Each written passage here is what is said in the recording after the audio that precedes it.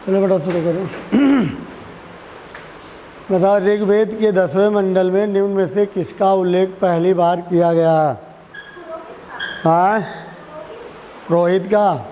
क्या भाई तुम लोग बताओ।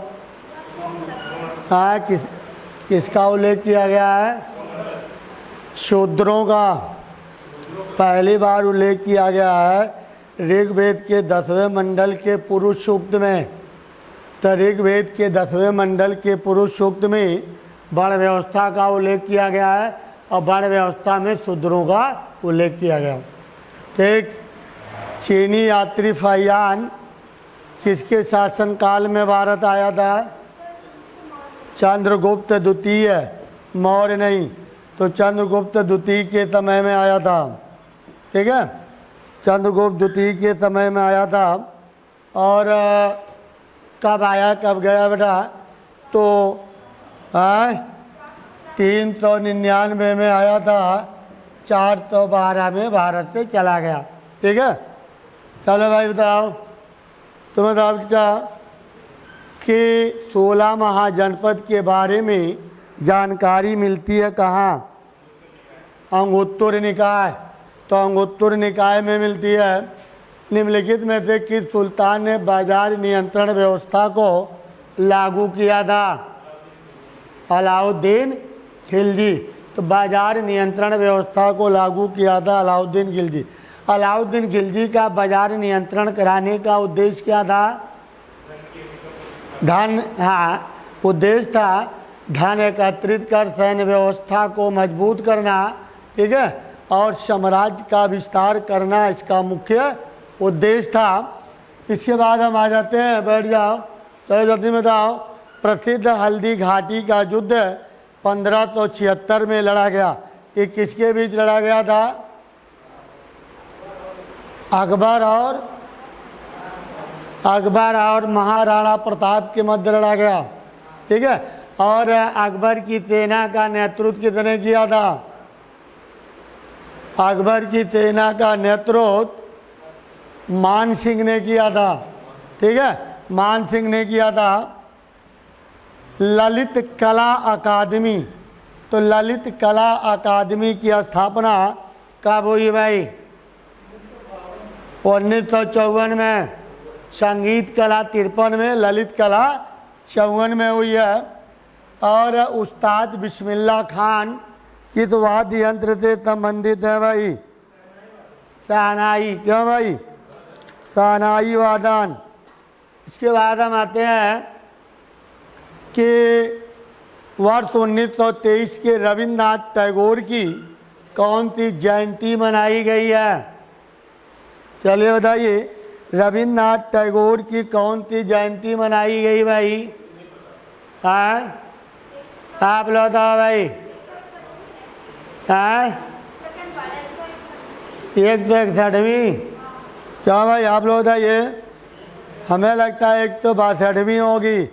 1861 में जन्म हुआ, तो 1861 में जन्म हुआ, तो 2023 में कौन सा होगा? 61वीं हो रही है। 162 पूरे में, तो 162 पूरे में। हाँ, तो सही दुआ फिर 162वीं। अरे भाई 1861 में जन्म हुआ, तो आप जोड़ लो। चलो, हाँ, अगला दिया है अंधकारमय। अंधकारमय किसे कहा जाता है? अमेरिका को। तो दक्षिणी अमेरिका को क्या कहते हैं? अंधकारमय अमेरिका। तो दक्षिणी अमेरिका को क्या कहते हैं? आप लोग बताओ भाई। Little America. ऐसे लिटिल अमेरिका। ऑस्ट्रेलिया को प्यासी भूमि। हाँ, ऑस्ट्रेलिया को प्यासी भूमि। और एशिया को क्या कहते हैं? मानव का घर। अरे भाई, भारत और चाइना एशिया महाद्वीप में सर्वाधिक जनसंख्या है इन दोनों में है, तो मानव का घर कहा जाता है। बैठिए। ये था रोम शहर किस नदी के तट पर स्थित है? टाइबर।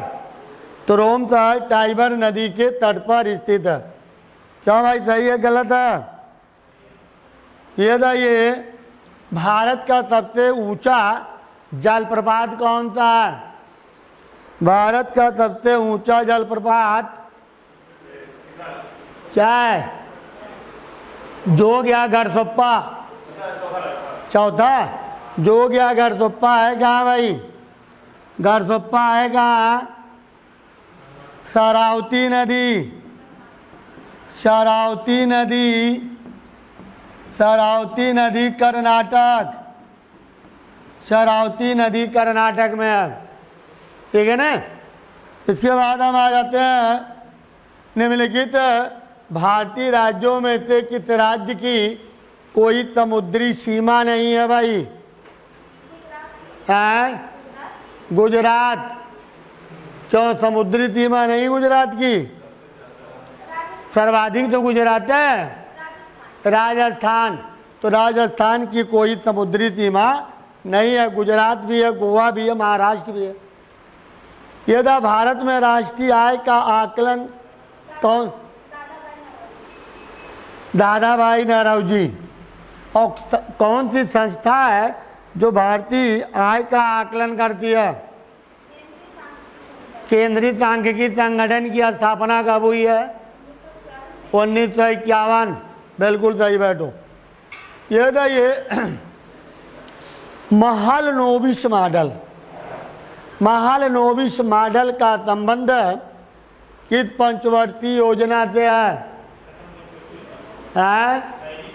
पहली पंचवर्षीय योजना हैरोड-डोमर मॉडल है, दूसरी महालनोबिस मॉडल है। तो द्वितीय पंचवर्षीय योजना महालनोबिस मॉडल पर आधारित है। भारतीय अर्थव्यवस्था के किस क्षेत्र में सर्वोच्च उत्पादकता है? तो भारतीय अर्थव्यवस्था में सर्वोच्च उत्पादकता कहाँ है भाई? किस क्षेत्र में? कृषि क्षेत्र में। बैठिए।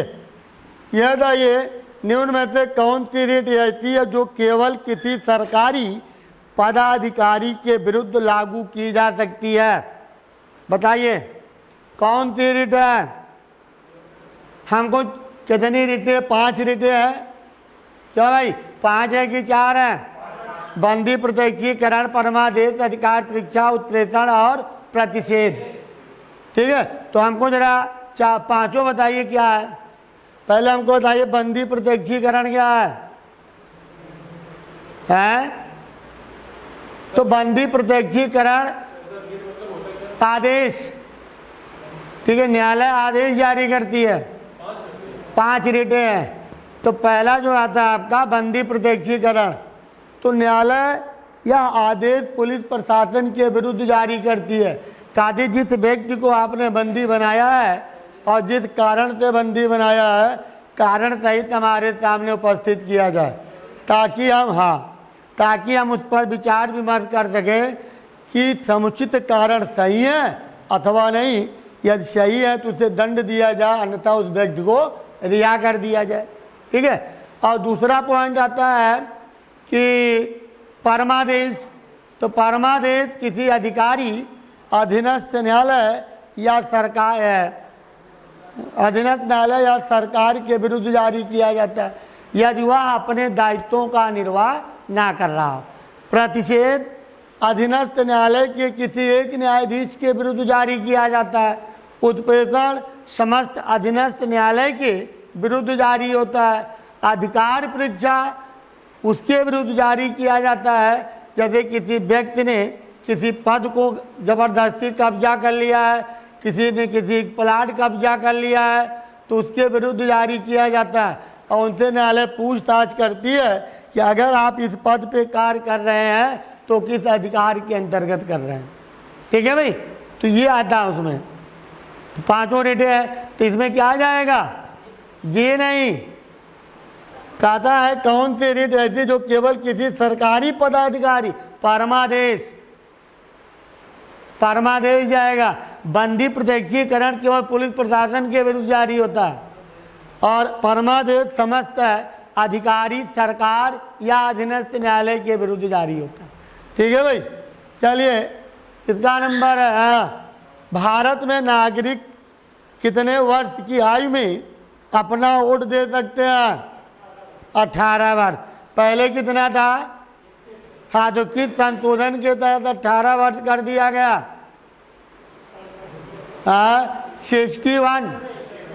61 संशोधन कब हुआ भाई?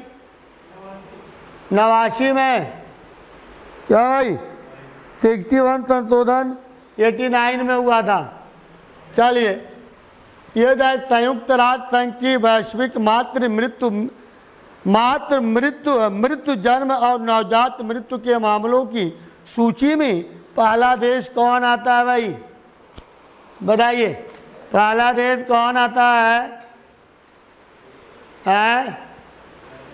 तुम्हारा नंबर है, बताओ। भारत आता है। ठीक है, मातृ मृत्यु दर में भारत सबसे आगे इनमें से। ऐसा नहीं कि भारत नंबर 1 पे है, लेकिन इनमें से नंबर 1 पे है।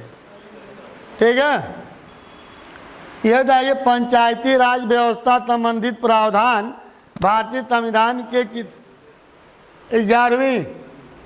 ये था ये संशोधन, किस संशोधन के? 73वां संविधान संशोधन है। 11वीं पंचवर्षीय योजना, ठीक है, या 73वां संविधान संशोधन के बाद किस राज्य में पंचायती राज व्यवस्था का पहली बार कराया गया? अरे राजस्थान में पहली बार हुआ था। हमने कहा 73वां संविधान संशोधन के बाद 73वां संविधान संशोधन में महिलाओं को 50% आरक्षण दिया गया था। उसके बाद जो चुनाव कराया गया था पहली बार, वो मध्य प्रदेश में कराया गया। चलिए, द लॉस ऑफ इनहेरिटेंस किसकी कृति है भाई? हेरिटेंस किसकी कृति है? आप लोग भाई किसकी कृति है? किरण देसाई की है। ठीक है, ये किरण देसाई की है। ये था हिरोशिमा थोड़ा मिस्टेक है। हिरोशिमा दिवस कब मनाया जाता है? 8 अगस्त और 6 अगस्त 9 अगस्त। 6 अगस्त को हिरोशिमा और 9 अगस्त को नागासाकी। यही है ना? उल्टे तो नहीं बोला जा रहा। हाँ,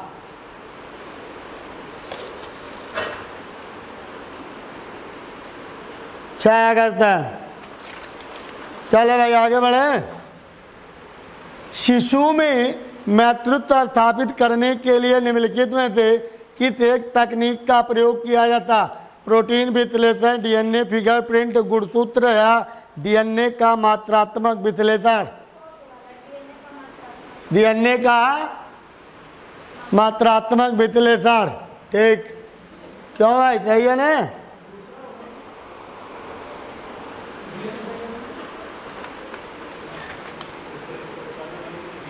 फिंगरप्रिंट है बेटा, सेकंड।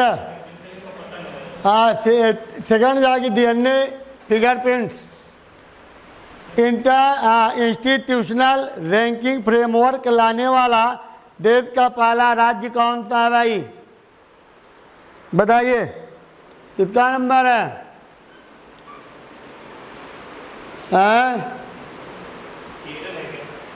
हमसे पूछ रहे हो, हम आपसे पूछ रहे हैं। केरल। भारत को सामरिक दृष्टि से कमजोर करने हेतु चीन ने श्रीलंका के किस बंदरगाह में निवेश किया था? किस बंदरगाह में निवेश किया था? हब्बन-टोडा बंदरगाह। क्या भाई? बिल्कुल सही है। Draupadi Murmu from tribal hinterland to Raisina Hills पुस्तक के लेखक कौन है? कस्तूरी रे। क्या भाई आप लोग बताओ? कस्तूरी रे। ठीक, चलो बैठ जाओ। तुम बताओ भाई जतिन, उत्तर प्रदेश में उर्दू को राजकीय भाषा का दर्जा कब दिया गया? कैबिनेट बचे अभी। हाँ बोलो भाई। 1989। उत्तर प्रदेश की निम्नलिखित में से कौन सी जनजाति बनरोध के नाम से जानी जाती है? कौन सी बताइए भाई बनरोध के नाम से जानी जाती है? राजा जी, राजा जी जनजाति कहाँ पाई जाती है? राजा जी जनजाति कहाँ पाई जाती है? जनजात उत्तराखंड की है। ये उत्तर प्रदेश में भारत खंडे हिंदुस्तानी संगीत महाविद्यालय किस नगर में है? बताइए जल्दी। लखनऊ में है। जो नहीं मालूम नोट करते चलो। उत्तर प्रदेश में सर्वाधिक प्रचलित लोक नृत्य कौन सा है? बताइए भाई। नौटंकी है। तो ये कर्मा कहाँ का है? छपेली। और छपेली कहाँ का है? कर्मा छत्तीसगढ़। छपेली, छपेली आपका पड़ता है हिमाचल प्रदेश। और जौनपुर तो पता ही नहीं कहाँ का है। उत्तर प्रदेश में मंत्रिमंडल का कार्य राज्य की नीतियों का निर्धारण, कार्यपालिका पर नियंत्रण या विधिक विभागों के मध्य समन्वय करना होता है। बताइए यह किसके प्रति उत्तरदायी है? यानी मंत्रिमंडल किसके प्रति उत्तरदायी होती है? विधानसभा। अनुच्छेद बताइए किस अनुच्छेद में है? 164 खंड 2। 164 खंड 2 में वर्णित है। ठीक है। जैसे हम लोग बोलते हैं कि लोकसभा मैंने केंद्रीय मंत्रिपरिषद सामूहिक रूप से लोकसभा के प्रति या व्यक्तिगत रूप से राष्ट्रपति के प्रति उत्तरदायी होती है। इसके बाद बताइए। हाँ भाई, कृषि श्रमिक सामाजिक सुरक्षा योजना उपलब्ध कराती है। ग्राम स्तर पर अधिक गुणवत्ता युक्त जीवन, अतिरिक्त मजदूरी, रोजगार, पेंशन तथा बीमा, अनुमानित आवासीय सुविधाएं। तीसरा जाएगा, बिल्कुल सही, बैठ जाइए। पेंशन। चलो अर्थ। उत्तर प्रदेश समाज कल्याण विभाग की स्थापना कब हुई? उत्तर प्रदेश समाज कल्याण विभाग की स्थापना कब हुई है? 1977 की। क्या भाई? 70 78? आप लोग आओ। 1955। उत्तर प्रदेश समाज कल्याण विभाग की स्थापना 1955 में हुई है। तो मुख्यालय लखनऊ है ना। चलिए, राष्ट्रीय हित के लिए किसे प्रभावी बनाने की जरूरत है? हाँ बताओ भाई। राष्ट्रीय हित के लिए किसे प्रभावी बनाने की जरूरत है? बिल्कुल सही है, पुलिस विभाग। चलो, पुलिस अधिनियम 1861 के अंतर्गत विशेष पुलिस अधिकारी की नियुक्ति की जा सकती है। किसके द्वारा? किसी मजिस्ट्रेट द्वारा, सब प्रेक्षक द्वारा, पुलिस महानिरीक्षक द्वारा, वरिष्ठ पुलिस अधीक्षक द्वारा, पुलिस निरीक्षक के आवेदन पर मजिस्ट्रेट द्वारा। हाँ क्या भाई? आप लोग भाई क्या जा सकता है? हमें लगता है चौथा होना चाहिए। डी सही है। ये था एक केंद्रीय सरकार पुलिस अधिनियम कब लाया गया? 1861। उत्तर बैठ जाओ तुम बताओ भाई। उत्तर प्रदेश पुलिस नियमों के अंतर्गत तुम नहीं बताओ, बताएंगे तुमको देना नहीं इसका, बताओगे? चलो तुम बताओ। उत्तर प्रदेश पुलिस विनियमों के अंतर्गत ग्राम चौकीदार किसके प्रति उत्तरदायी होता है? ग्राम चौकीदार किसके प्रति उत्तरदायी होता है भाई? ग्राम प्रधान। हाँ बताइए फिर। पुलिस अधीक्षक। तो पुलिस जिला पुलिस अधीक्षक के पद, पुलिस अधीक्षक के प्रति ग्राम, हाँ तो जिला पुलिस अधीक्षक के प्रति उत्तरदायी होता। ठीक है। तो जिला पुलिस अधीक्षक यानी एसपी के अंडर में आता है। जो कप्तान होता है जिले का, क्या थाने के थ्रू जाते हैं। ठीक है। Social networking website Google plus की स्थापना कब हुई है भाई? 2011, बिल्कुल सही है। 2011 में केंद्रीय आलू अनुसंधान संस्थान कहाँ है? कुफरी से मिला। चलिए बैठ जाइए।